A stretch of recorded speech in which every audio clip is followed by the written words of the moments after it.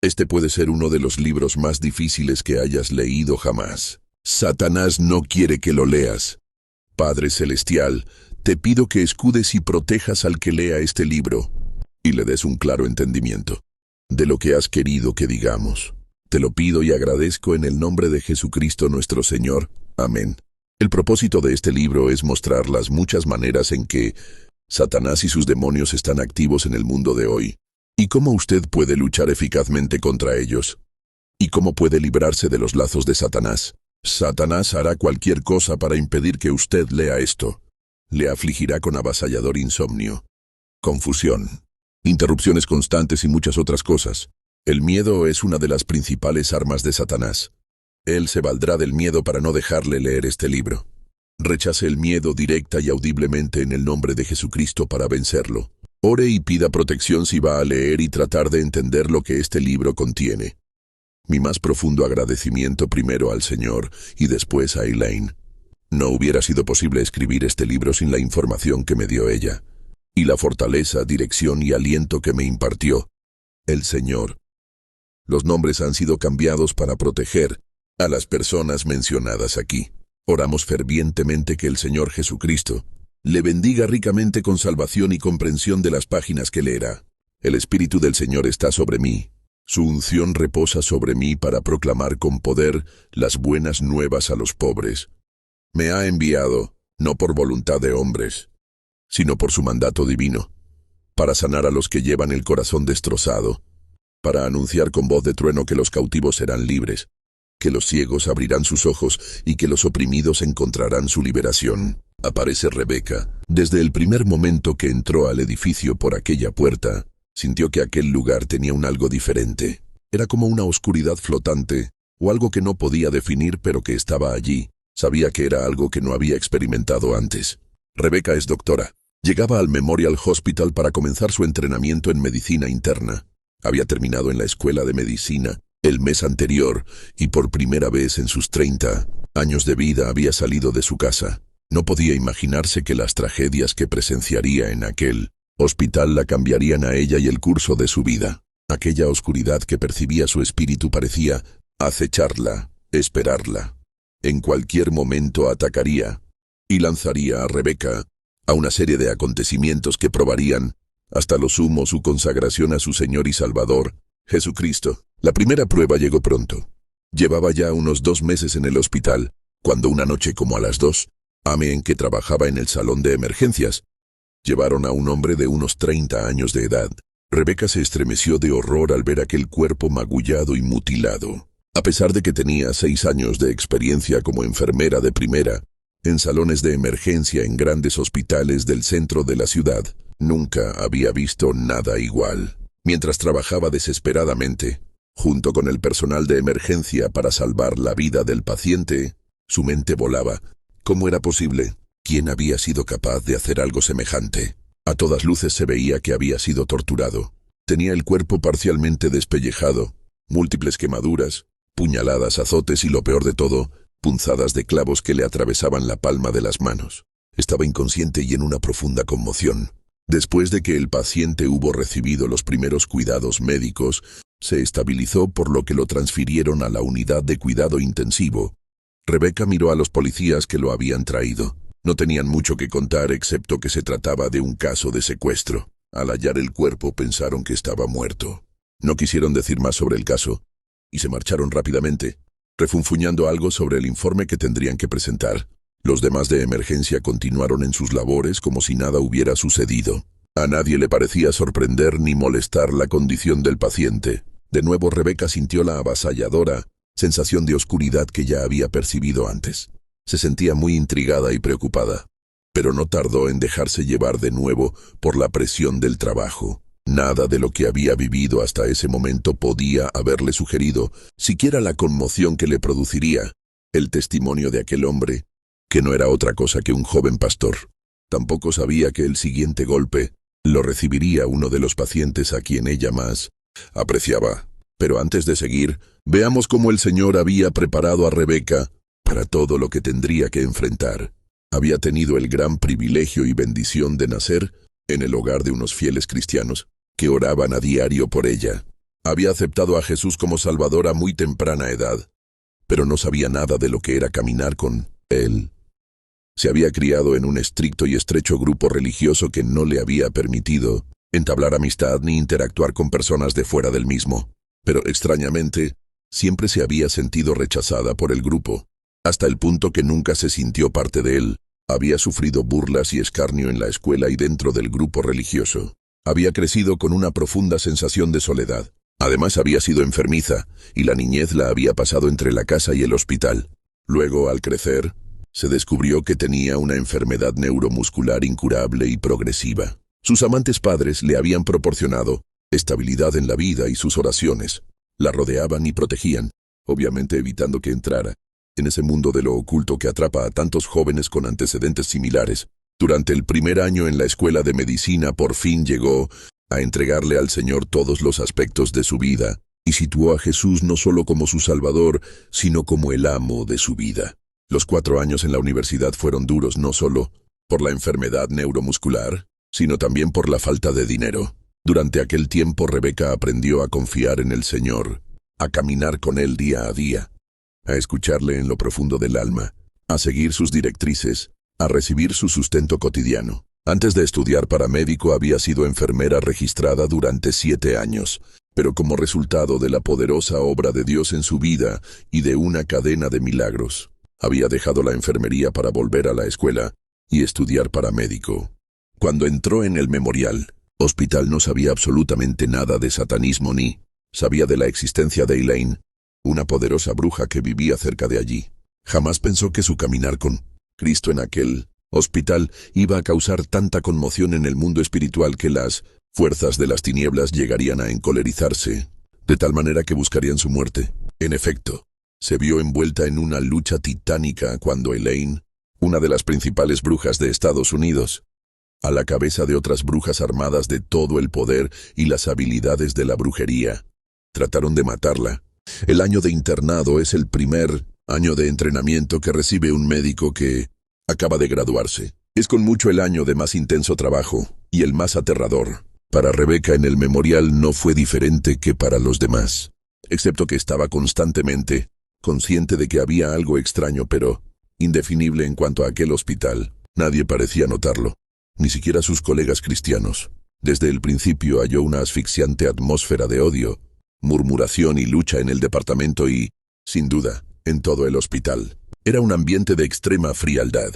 Esto, además de las enormes presiones físicas y emocionales del año, lo usó el Señor para que ella se acercara mucho más a Él. Desde el principio notó una inusitada resistencia al Evangelio. Cada vez que hablaba de Cristo se negaban redondamente a escuchar. Es más, en sus primeros 6 meses en el hospital, la administración mandó a retirar las Biblias que los Gedeones habían colocado en los cuartos de enfermos y colocó un aviso en cada estación de enfermería en el que advertía que cualquier empleado que fuera sorprendido evangelizando a los pacientes sería despedido en el acto, y a cualquier pastor que fuera al hospital se le impedía visitar a quienes no fueran miembros de su iglesia. Si las enfermeras lo sorprendían evangelizando a otros pacientes, tenían la obligación de ordenar que los guardias lo sacaran del hospital y no lo dejaran entrar más. No se permitía servicio de capellanía, lo cual es inusitado. Era como si se estuviera haciendo un esfuerzo por impedir cualquier mención de cristianismo dentro del edificio del hospital. A Rebeca la asignaron primero a la unidad de cuidado intensivo. De inmediato se vio envuelta en un remolino de actividad. Trabajaba hasta 120 horas a la semana. Dado ese horario tan agotador, atribuía al cansancio el constante empeoramiento de sus condiciones físicas. Entonces el Señor empezó a poner en su corazón que debía ir al hospital 1 hora antes, todas las mañanas, para pasarla en oración por aquella institución y aquella ciudad, para que el Evangelio fuera proclamado y produjera fruto. Al empezar a obedecer y orar todas las mañanas antes del trabajo, repetidas veces se vio obligada, Elian por el Espíritu Santo, a orar que el Señor frenara el poder de las tinieblas en aquel lugar. A menudo se encontraba citando Números 10:35, donde Moisés dijo: «Levántate, Jehová, y sean disipados tus enemigos, y huyan de tu presencia los que te aborrecen». No sabía por qué oraba de aquella manera, y a veces hasta sentía que era extraño que lo hiciera. Pero el Espíritu Santo siempre la impulsaba a orar así. A medida que el Señor iba aumentando la carga que sentía por las almas de aquel lugar, empezó a orar diariamente que el Señor le permitiera ponerse en la brecha del hospital y de la ciudad, como en Ezequiel 22:30-31. Y busqué de ellos hombre que hiciese vallado y que se pusiese al portillo delante de mí por la tierra, para que yo no la destruyese, y no lo hallé. Por tanto derramé sobre ellos mi ira, con el fuego de mi ira los consumí, torné el camino de ellos sobre su cabeza. Dice el Señor Jehová. Rebeca no estaba segura de lo que aquello de ponerse en la brecha, o sea, al portillo, significaba, pero le pedía al Señor que la usara. Durante sus primeros meses en el memorial, Dios le enseñó una valiosa lección de dependencia total en él para su trabajo médico. En una ocasión ya tarde en la noche, un paciente ingresó en la unidad de cuidado coronario con un agudo dolor en el pecho, presión alta y posible ataque al corazón. Rebeca debía examinar y cuidar al paciente aquella noche. Este le dio una lista de las medicinas que estaba tomando, entre las que había una que era particularmente buena para bajar la presión arterial y, simultáneamente, disminuir el trabajo del corazón. Sin vacilar, le dijo que estaba tomando cierta dosis y Rebeca lo creyó. Entonces le dio la misma dosis para bajarle la presión y aliviar el trabajo del corazón, con la esperanza de prevenir un ataque. Lo que no sabía ella era que aquella dosis era muy peligrosa, a menos que el paciente hubiera llegado gradualmente a acostumbrarse a ella. Una hora más tarde, las enfermeras la llamaron para decirle que la presión del paciente había descendido mucho, que estaba en shock y que al parecer iba a morir. Rebeca llamó a su superior, le explicó la situación y le preguntó qué podía hacer para contrarrestar los efectos de la medicina que le había dado.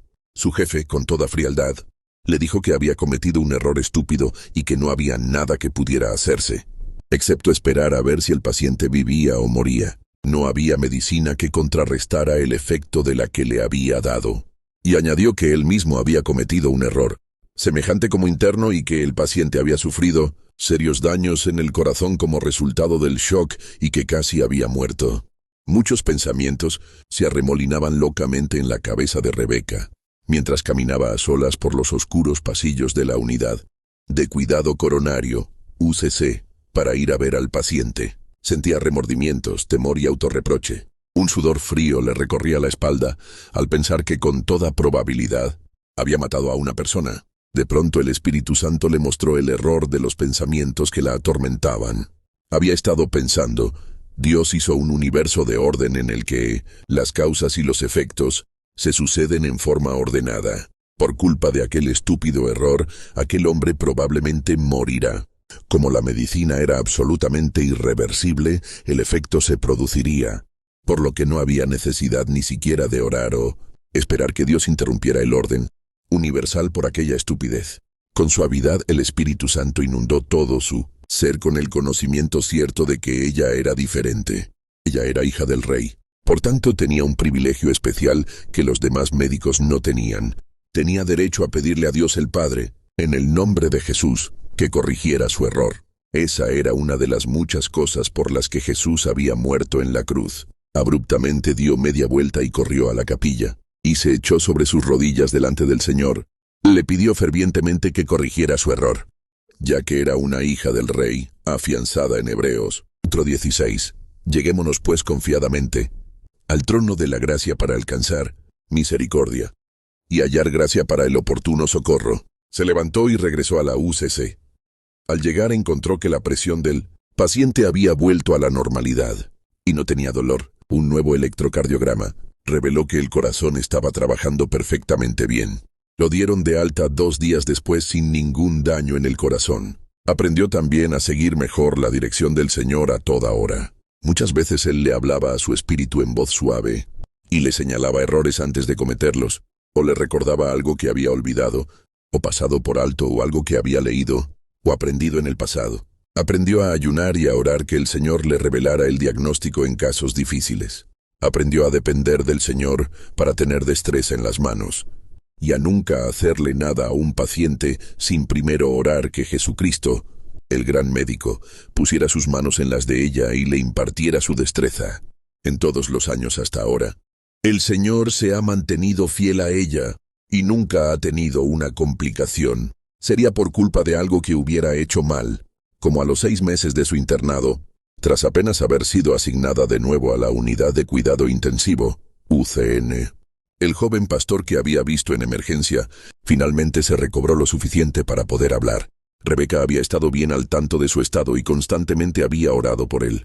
El Señor frecuentemente la impulsaba a ir a su cuarto y conversarle. Un día él le contó lo que de veras le había sucedido y que había provocado su ingreso al hospital. Roberto era pastor de una pequeña iglesia cristiana en aquella ciudad. Había estado trabajando con algunas personas que adoraban a Satanás. En un pueblo cercano había una comunidad satánica muy grande, y el satanismo andaba rampante por aquel estado. Siguiendo la dirección del Señor, había estado ganando para Cristo a un buen número de aquellas personas. Habían dejado de servir a Satanás y habían aceptado a Jesucristo como Señor y Salvador. Los había ayudado a echar fuera los demonios que ellos mismos habían pedido que entraran en ellos para obtener poderes brujos. La noche en que Rebeca lo vio llegar al hospital, había sido secuestrado por los satanistas, quienes lo habían llevado a una de sus reuniones. Lo pusieron en la plataforma frente al grupo y lo torturaron. Estaban clavándolo en una cruz cuando uno de los miembros gritó que alguien había visto algo sospechoso y había llamado a la policía. Los satanistas tenían un receptor de la policía a través del cual se imponían de todas las llamadas.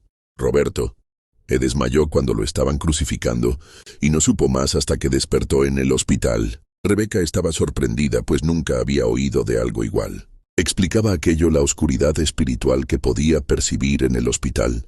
Pronto sabría mucho más de eso. Cuando comenzaba su segunda ronda en la unidad de cuidado intensivo, su inquietud aumentó. Cada noche en que estaba de guardia, tenía bajo su responsabilidad a todos los pacientes de las unidades de cuidado. Un día empezó a notar que a pesar de que trabajaba con sus pacientes en un dedicado espíritu de oración, se producían muertes aparentemente inexplicables.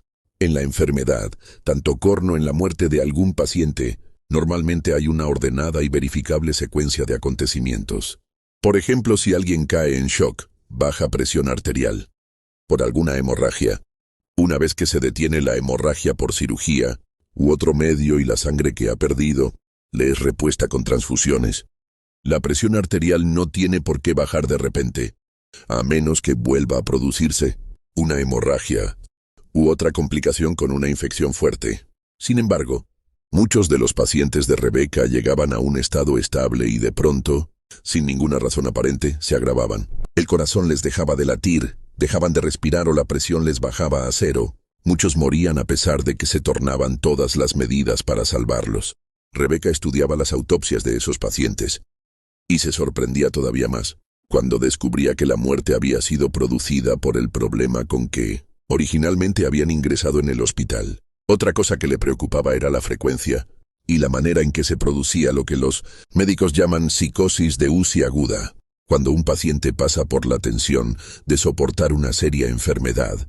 Lo colocan en UCI, unidad de cuidado intensivo, por varios días, donde la luz está encendida las 24 horas, los monitores están funcionando y no hay ventanas. Debido a esto, algunos pacientes se desorientan y comienzan a tener alucinaciones, y ven cosas que no son reales. Sin embargo, en aquel hospital, la incidencia de psicosis de DCI era mucho mayor que en cualquiera de los demás hospitales donde Rebeca había trabajado como enfermera o como estudiante de medicina. Por eso se sintió guiada por el Señor a hablar con los pacientes. Apenas empezaban a ver cosas. Para su sorpresa, casi todos le decían que veían demonios en la habitación. Muy preocupada, comenzó a hablar de la incidencia de muertes y casos de psicosis en las conferencias matutinas, con todos los internos y residentes. Aparte de ella, nadie más parecía estar preocupado por el asunto. Hasta dudaban de ella. Tras el tercer intento de tocar el tema, la llamaron a la oficina del director del programa de entrenamiento y le dijeron que no volviera sobre el asunto, que no tenía suficiente experiencia para saber de lo que estaba diciendo. Cuando les dijo que tenía 10 años de experiencia como enfermera además de la escuela de medicina, le dijeron que si seguía causando problemas tendrían que eliminarla del programa de entrenamiento. Sus oraciones matutinas cobraron mayo e intensidad cuando trató de recibir revelación de Dios en cuanto a lo que estaba pasando. La primera se produjo a través de uno de sus propios pacientes. Perla era una anciana de color del sur de Estados Unidos que había estado bajo el cuidado de Rebeca por 6 meses. Se trataba de una cristiana vigorosa a la que Rebeca había llegado a conocer bien y a querer mucho. Una noche llegó muy enferma al hospital y Rebeca la ingresó en la unidad de cuidado intensivo. A la siguiente mañana, al dirigirse Rebeca a la UCI para hacer sus rondas, las enfermeras le comunicaron que Perla tenía psicosis de UCI. Rebeca se sorprendió porque sabía que la anciana era una cristiana fuerte, muy sufrida y que no se asustaba fácilmente.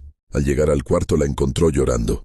Cuando le preguntó por qué lloraba, Perla le dijo que si no la sacaba de la UCI de inmediato, aquella enfermera nocturna la mataría. Entonces le contó que la enfermera del turno de la noche había ido a hablar con ella para decirle que no era necesario luchar por seguir viviendo, que fácilmente reencarnaría a una siguiente vida, que llamaría al Poder Supremo para que viniera y la escoltara a la próxima bella vida. Cuando la enfermera puso sus manos en las suyas y pronunció palabras que tenían la resonancia de un idioma extranjero, ella reconoció que se trataba de un encantamiento. Dado su trasfondo cultural, ella sabía de vudú, magia negra y demonios. Afirmó haber visto demonios en el cuarto. Le dijo a Rebeca que estaba demasiado débil para seguir luchando y que sabía que si aquello se volvía a repetir esa noche moriría. Rebeca quedó pasmada. Conocía a Perla lo suficiente para saber que no estaba mintiendo y que tampoco estaba de algún modo fuera de sí. Pero la enfermera a la que ella se refería era nada menos que la encargada de la DCI en el turno de la noche. Era una señora mayor, agradable, atractiva y una profesional excelente. Era bien organizada, entendida y procuraba que los pacientes fueran bien atendidos. Era muy respetada por los médicos y las demás enfermeras. Aunque siempre le había parecido un tanto fría y retraída, creía que era por las presiones del trabajo. Nunca le había hallado ni siquiera una falta en su trabajo. Sabía que no podía hablar con ninguno de sus colegas sobre el problema porque iban a pensar que estaba loca. Tampoco podía acusar a la enfermera porque no tenía pruebas. En aquel tiempo Rebeca no sabía mucho de brujas y casi nada de demonios. Solo podía hacer una cosa: presentarle el problema al Señor en oración. Así, cada momento libre que tuvo ese día 10 pasó de rodillas en la capilla. Siempre estaba sola en la capilla porque nadie la usaba. Ya tarde en el día, el Señor le confirmó en su corazón que Perla estaba diciendo la verdad. El Señor también le ordenó que pasara la noche junto a ella, ya que ésta estaba demasiado enferma para que la sacaran de la DCI. Y podría hacerlo porque esa noche no tenía guardia. Lo que sucedió habría de transformar para siempre su vida. Sentada junto a la cama de Perla, sin esperar que sucediera nada, sintió opresión demoníaca como jamás la había sentido. Helen, la encargada de la UCI, no fue al cuarto de Perla aquella noche. Rebeca sintió que un tremendo poder invisible se proyectaba contra ella. Sintió cornos y una mano gigante tratara de aplastarla contra una pequeña mancha de grasa en el piso. Cornos y una fuerza invisible estuviera tratando de chuparle la vida.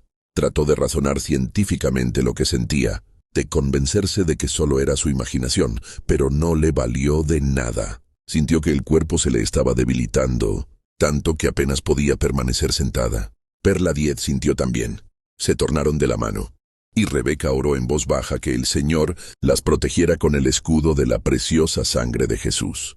Y lo han vencido a Satanás por la sangre del Cordero y por la palabra de su testimonio. Aquella noche hubo una lucha tremenda, pero Perla sobrevivió y Rebeca la sacó de la UCI a la siguiente mañana. Las siguientes revelaciones llegaron pronto. Rebeca estaba dirigiendo un estudio bíblico esa semana con algunas de las enfermeras que había llevado al Señor. Una de ellas, Jan, se puso un día a hablarle del satanismo, con el que había estado relacionada antes de su conversión. Le dijo que Helen la había estado entrenando para medium y que estaba a punto de iniciarse en el grupo. Cuando ella le habló del Señor, como resultado, había aceptado a Jesucristo como Señor y Salvador, y no había querido saber más de Helen y las demás satanistas. Por todo esto, Jean tenía mucho miedo de Helen y sus amigas.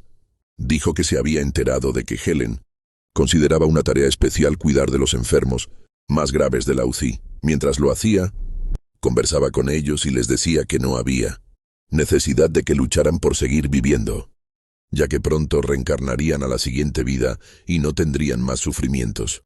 Entonces, con su consentimiento o sin él, les imponía las manos e invocaba espíritus demoníacos, a los que llamaba poderes superiores, para que fueran y condujeran a aquellos pacientes a la próxima vida. A menudo los pacientes se agravaban y morían. Jean temía contarlo porque la jefe de las enfermeras y los médicos tenían muy buen concepto de Helen, y sabía que no le creerían. Es más, después de entregarse a Cristo, Jean se las arregló para que la transfirieran a otro turno en que no tuviera que trabajar con Helen. Habló de la comunidad ocultista que había cerca de la ciudad, y que era uno de los mayores centros de distribución de literatura del ocultismo en los Estados Unidos. Era, además, un inmenso campo de adiestramiento de brujas, y tenía incluso una iglesia satánica. Le confirmó todo lo que el joven pastor le había dicho, y temía que a ella le sucediera lo mismo. Nadie en los alrededores tomaba en serio a aquella comunidad, pero eso era precisamente lo que Satanás quería. Rebeca se enteró también por varias otras fuentes que otras enfermeras y médicos del hospital estaban envueltos en el ocultismo y en culto, y la comunidad satánicos. Le presentó el asunto al Señor y recibió confirmación. Se puso a estudiar la Biblia con fervor para aprender más de Satanás y los demonios. Así supo que la gente podía ser poseída por demonios y podían utilizar poderes demoníacos para hacer cualquier cosa. Fue en ese punto que comenzó el estado de guerra, activo contra Helen y los demás satanistas que trabajaban en el hospital. En sus periodos de oración matutinos comenzó a pedirle al Señor que atara los poderes demoníacos en aquel lugar y en las personas que ella sabía que participaban. Todos los días por la noche antes de salir del hospital, pasaba por la UCI y otros pabellones, y quieta pero a viva voz imponía autoridad sobre los espíritus demoníacos que estuvieran allí ya, o que fueran a estar por aquellos lugares durante el resto del día y de la noche, y los ataba con el poder del nombre de Jesucristo. Le pedía también al Señor que escudara de las fuerzas demoníacas a los pacientes. Muchas noches en que estaba de guardia, la llamaban a la UCI, o a algunos de los pabellones a atender a algún paciente que había empeorado. A medida que Dios le fue dando discernimiento en cuanto a qué problemas se debían a interferencias demoníacas, fue aprendiendo a afianzarse en Lucas 10:19. He aquí yo os doy potestad de hollar sobre las serpientes y sobre los escorpiones y sobre toda fuerza del enemigo, y nada os dañará. Y sobre Marcos 10:17. Y estas señales seguirán a los que creyeren. En mi nombre echarán fuera demonios. Muchas veces tenía que pararse junto a la cama de un paciente y batallar en oración silenciosa, imponiéndose a los demonios y ordenándoles salir de allí, e invocando la protección del Señor Jesucristo sobre el paciente, mientras Helen u otra de las enfermeras que eran brujas estaban al otro lado de la cama, dirigiendo todo el poder demoníaco de que disponían contra ella y el paciente. Por supuesto, empleaba todos sus conocimientos de medicina para tratar de detener el mal curso de la enfermedad, pero pronto aprendió que ni todos sus conocimientos servían si no los combinaba en la batalla espiritual con la oración. Como era de esperarse, a Helen, a Satanás y a las otras brujas no les gustaba para nada las actividades de Rebeca.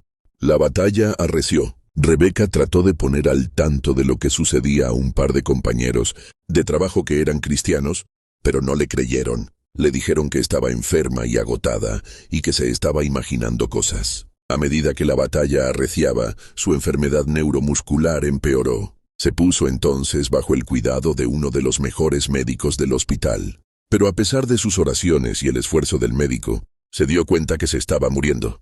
Por fin, en el último día de su año de internado, se puso tan mal que no pudo seguir trabajando. Consultó con varios de los especialistas que la habían tratado, quienes le dijeron que en su opinión no le quedaba mucho de vida. Le preguntaron si quería que la ingresaran en aquel hospital o prefería regresar a su pueblo. Optó por regresar. Salió de aquella ciudad y de aquel hospital pensando que jamás volvería. Se sentía agobiada y apesadumbrada por las tantas personas de aquel lugar que estaban cautivas de los poderes de las tinieblas. Los próximos 30 días fueron días de agonía. La enfermedad progresó al extremo de estar tan débil que no podía caminar, y ni siquiera bajar sola de la cama. Pero en todo tuvo una total y hermosa paz. Jesús estaba al timón, y eso era lo que importaba.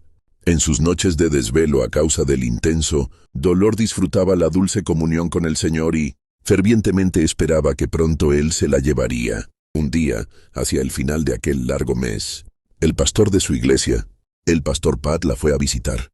Como era un hombre de Dios, el pastor Pat no se conformaba con la certeza de que Rebeca iba a morir, y presentó el caso ante el Señor en oración. Fue a hablar con ella y le dijo que el Señor le había revelado que su voluntad no era que muriera. Sé que esto puede sonar ridículo, pero creo que el Señor me ha revelado que estás bajo el ataque de un poderoso grupo de brujas. Tu enfermedad ha empeorado mucho por los poderes demoníacos que te están lanzando. ¿Es posible? ¿Has estado en contacto con algunas brujas? Al instante Rebeca comprendió cómo no había relacionado su estado con la batalla que había estado librando contra los satanistas del hospital. Como nunca le había contado al pastor Pat sus experiencias, le refirió los acontecimientos del año anterior. Pat se paseó de un lado a otro muy preocupado. Luego se volvió y le dijo: «Yo sé que no es la voluntad del Señor que tú mueras. No cabe duda que tu enfermedad es causada por brujería. Tenemos que orar y contener el poder de esas brujas». Y sí que oró. No solo el pastor, sino los ancianos y unos 200 miembros de su iglesia ayunaron y oraron las 24 horas del día, toda una semana. Intercedieron por Rebeca y le pidieron al Señor que la escudara y quebrantara el poder de las brujas que había sido dirigido contra ella. Como a la semana, una noche en que permanecía en su cama al borde de la inconsciencia, el Señor puso en su mente algo que había leído en un libro de Watchman Nee. A menos que un cristiano entienda claramente que su trabajo ha terminado y que ya el Señor no requiere que permanezca aquí, debe resistir a la muerte por todos los medios. Si los síntomas de la muerte aparecen en su cuerpo antes de que su labor haya terminado, definitivamente debe resistir a la muerte y sus síntomas. Aceptar simplemente, por el ambiente, la condición física y las emociones, que nuestro tiempo ha llegado, es un error de nuestra parte. Mejor busquemos una indicación definitiva del Señor. Como vivimos para Él, debemos morir para Él. Cualquier llamada a partir que no proceda del Señor debe ser resistida. Para vencer a la muerte, los creyentes deben de pasar de una actitud de sumisión a una actitud de resistencia. A menos que nos despojemos de nuestra pasividad, no podremos derrotar a la muerte. Ella se burlará de nosotros y finalmente se producirá un inoportuno fin. Muchos santos hoy día confunden la pasividad con la fe. Razonan que lo han puesto todo en las manos de Dios. Si no tienen que morir, Él salvará. Si tienen que morir, sin duda permitirá que mueran. Hágase la voluntad de Dios. Suena correcto. Pero ¿es eso fe? No, es simplemente pasividad perezosa. Cuando no sabemos cuál es la voluntad de Dios, es correcto decir: no se haga mi voluntad sino la tuya. Lucas 22:42. Esto no quiere decir que no tengamos que orar específicamente, dejando que nuestras peticiones sean conocidas de Dios. ¿O debemos someternos pasivamente a la muerte? Porque Dios nos ordena actuar en correlación con su voluntad. A menos que sepamos definitivamente que Dios quiere que muramos, no debemos permitir pasivamente que la muerte nos subyugue. Más bien debemos cooperar activamente con la voluntad de Dios resistiéndola. ¿Por qué debemos adoptar una actitud así? La Biblia trata a la muerte como nuestra enemiga, Elco 15:26. A medida que el Señor traía a su memoria aquel pasaje, el Espíritu Santo le dijo que no era la voluntad del Padre que muriera, pues todavía tenía mucho que hacer. Debía levantarse, resistir a Satanás, rechazar la enfermedad y la muerte. Le costó un poco hacerlo, porque en lo más íntimo de su corazón no quería vivir. No deseaba seguir luchando, sino ir al cielo con el Señor y disfrutar la paz y el gozo que allí le esperaban. Pero la quieta y suave voz del Espíritu Santo fue insistente. Al fin, con muchas lágrimas, se irguió sobre la roca y comenzó a reprender a Satanás y a ordenarle en el nombre de Jesús que se fuera, que no iba a seguir aceptando la enfermedad que había enviado contra ella y que no iba a aceptar la muerte. Más tarde el Señor le reveló que la única razón por la que se había manifestado aquella noche para que se levantara y luchara contra la muerte había sido la poderosa intercesión del pastor Pat y la gente de la iglesia. La enfermedad le había dañado tanto los músculos que tardó 3 meses en recuperarse, pero el Señor la levantó y la sanó completamente. Así que regresó al Memorial Hospital para terminar sus últimos 2 años de entrenamiento, lista al fin para el encuentro que el Señor le había estado concertando con Elaine, la bruja principal que había intentado matarla.